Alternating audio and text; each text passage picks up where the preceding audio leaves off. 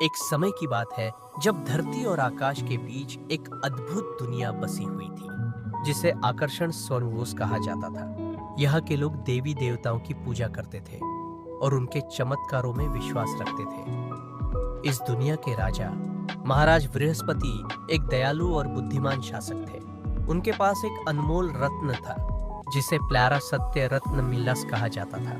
यह रत्न धरती को समृद्धि और खुशहाली प्रदान करता था। महाराज बृहस्पति की एक बेटी राजकुमारी इंद्रिका थी।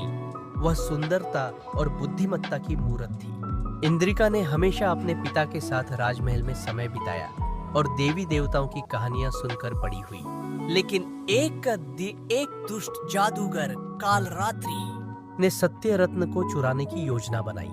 उसने इंद्रिका को अपने जाल में फंसाने का निश्चय किया। कालरात्रि ने एक रात इंद्रिका को सपने में दिखाया कि सत्य रत्न उसके बिना नष्ट हो जाएगा।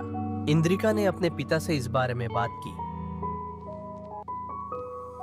लेकिन महाराज ने कहा, बेटी, हमें अपने विश्वास पर कायम रहना चाहिए। सत्य रत्न की रक्षा हमारे विश्वास में है।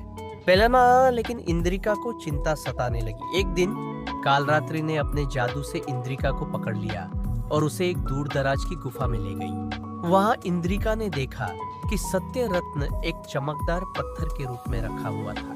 उसने अपनी बुद्धिमत्ता का उपयोग करते हुए कालरात्रि को चुनौती दी। अगर तुम मुझसे जीत गई तो मैं तुम्हें सत्य रत्न दे दूंगी, कालरात्रि ने कहा।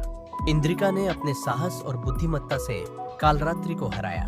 उसने सत्य रत्न को वापस लाने के लिए अपने पिता की मदद की। जब वह राजमहल लौट आई तो उसने सबको बताया कि विश्वास और साहस से बड़ी बाधा को पार किया जा सकता है।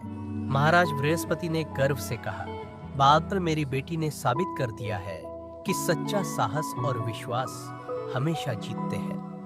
इस प्रकार इंद्रिका ने न केवल सत्य रत्न को सुरक्षित किया, बल्कि अपने लोगों को यह सिखाया कि असली शक्ति उनके विश्वास में है। इस कहानी ने आकर्षण संदास की धरती को एक नई रोशनी दी और सभी ने मिलकर एक नई शुरुआत की।